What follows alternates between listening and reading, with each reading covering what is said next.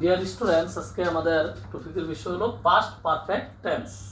তাহলে আমরা টেন্সে পড়াতেছিলাম, তাহলে আজকে আমরা পাস্ট কন্টিনিউয়াস টেন্স গত ক্লাসে করাইছি, আজকে আমরা পাস্ট পারফেক্ট টেন্স পড়াবো।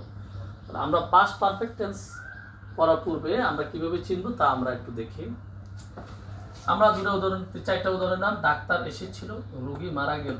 ডাক্তার আসার পূর্বে রোগী মারা গেল। ডাক্তার আসার পর রোগী মারা গেল। এটা চারটা উদাহরণ। একটু খেয়াল করো, তাহলে ল লে লাম থাকলে আমরা জানি পাস্ট ইনডিফিনিট টেন্স। তাহলে পাস্ট ইনডিফিনিট এবং পাস্ট পারফেক্টের অর্থ সেম হলো, আমরা পার্থক্য করছি 3 এবং 4 এর মধ্যে।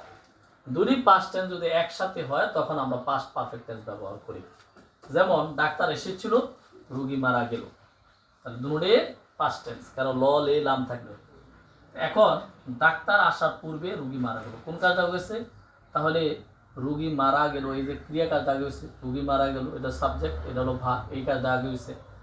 তাহলে ডাক্তার আসার পর, তাহলে আসা কাজটা আগে হয়েছে, রোগী মারা গেল, এটা পরে, এটা ভার্ব, এটা হলো সাবজেক্ট। আর এখানের মধ্যে 3 নম্বর উদাহরণ, এটা সাবজেক্ট, এটা ভার্ব, এটা হলো সাবজেক্ট, এটা হলো ভার্ব, পূর্বে এবং পর। তাহলে আমরা পাস্ট পারফেক্ট টেন্স কোনটা, পাস্ট ইনডিফিনিট টেন্স কোনটা? যে কাজটা আগে ঘটবে সেটাই পাস্ট পারফেক্ট টেন্স। যেমন এই উদাহরণ, 3 নম্বর উদাহরণ আমরা খেয়াল করি। ডাক্তার আসার পূর্বে রোগী মারা গেল। ডাক্তার আসার পূর্বে রোগী গেল, কোন কাজটা আগে করছে? রোগী মারা গেল কাজটা আগে করছে, ওইটা পাস্ট পারফেক্ট টেন্স। আর ডাক্তার আসার পূর্বে, তো ডাক্তার ওটা পাস্ট ইনডিফিনিট টেন্স। দেখো, এই দুটা সেন্টেন্সকে যদি আমরা বাইরে বলি, ডাক্তার এসেছিল আর রোগী মারা গেল, ভাঙ্গা বললে এটা পাস্ট ইনডিফিনিট, দুটোটা পাস্ট ইনডিফিনিট টেন্স। কিন্তু দুটা সেন্টেন্স যদি পাস্ট ইনডিফিনিট একসাথে আমরা করি, তখন একটা হয়ে যায় পাস্ট পারফেক্ট টেন্স আর একটা হলো পাস্ট ইনডিফিনিট টেন্স। ডাক্তার আসার পূর্বে রোগী মারা গেল, এর মধ্যে যে কাজ আগে ঘটবে, রোগী মারা গেল কাজটা হয়েছে ডাক্তার আসছে পরে, ডাক্তার আসার পর রোগী মারা গেল। তো এখন এরা কাজটা আগে ডাক্তার আসছে, তারপর রোগী মারা গেল। ডাক্তার আসা কাজটা আগে হচ্ছে, এটা পাস্ট, এই ক্রিয়াটা হবে পাস্ট পারফেক্ট টেন্স, ওই ক্রিয়াটা হবে পাস্ট ইনডিফিনিট টেন্স। তাহলে এই পাস্ট পারফেক্ট টেন্সের গঠনপ্রণালীটা কি? সাবজেক্ট, হ্যাড, ভার্ব 3 হবে, ভার্বের যে তৃতীয় ফর্ম হবে প্লাস অবজেক্ট হবে। যেমন এক্সাম্পল, এখন ডাক্তার এসেছিল, ডক্টর কেম, রোগী মারা গেল, তার পেশেন্ট ডাইট, ঠিক আছে। কিন্তু ডাক্তার আসার পূর্বে রোগী মারা গেল, পূর্বের পরের সেন্টেন্সটা আগে হয়ে যাবে। পূর্বে বা পরের দুটা সেন্টেন্স একসাথে হলে বাংলা থেকে ইংলিশ করে পরের সেন্টেন্সটা আগে হয়ে যায়। তো রোগী মারা গেল, তাহলে রোগী ইংরেজিটা কি হবে? দি পেশেন্ট। মারা গেল, যেহেতু এটা পাস্ট পারফেক্ট টেন্স, তাহলে হ্যাড দিতে হবে। এখন মারা যাওয়া ইংরেজি ডাই থেকে ডাইট, পাস্ট পারফেক্ট তৃতীয় ফর্ম। তারপর পূর্বে ইংরেজি দিতে হবে বিফোর।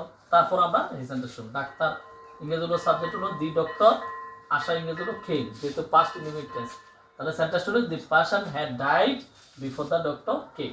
পরের সেন্টেন্সটা ডাক্তার আসার পর রোগী মানে এই কাজ আগে হয়েছে, তার পেশেন্ট এবং দি পেশেন্ট। তারপর মারা যাওয়া ইংরেজি ডাইট, পাস্ট ইনডিফিনিট টেন্স হবে ডাইট।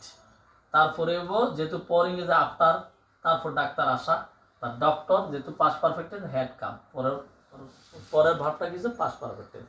এভাবে আমরা পাস্ট পারফেক্ট টেন্স নির্ণয় করব।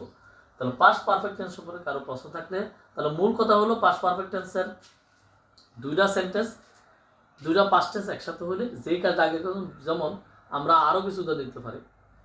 বৃষ্টি আসার পর সূর্য উঁকি মারল, ঠিক আছে। বৃষ্টি আসার পূর্বে সূর্য উঁকি মারল, সে আসার পর আমি গেলাম। এবং অনেকগুলো সেন্টেন্স, দুইটা টেন্স যদি একসাথে পাস্ট ইনডিফিনিট টেন্স যোগ হয়, যে কাজ আগে করবে এটা পাস্ট পারফেক্ট টেন্স। এটা হলো মূল কথা। পাস্ট পারফেক্ট টেন্স ক্রিয়ার উপরে নির্ভর করে ল লে লাম থাকবে। ধন্যবাদ সবাইকে।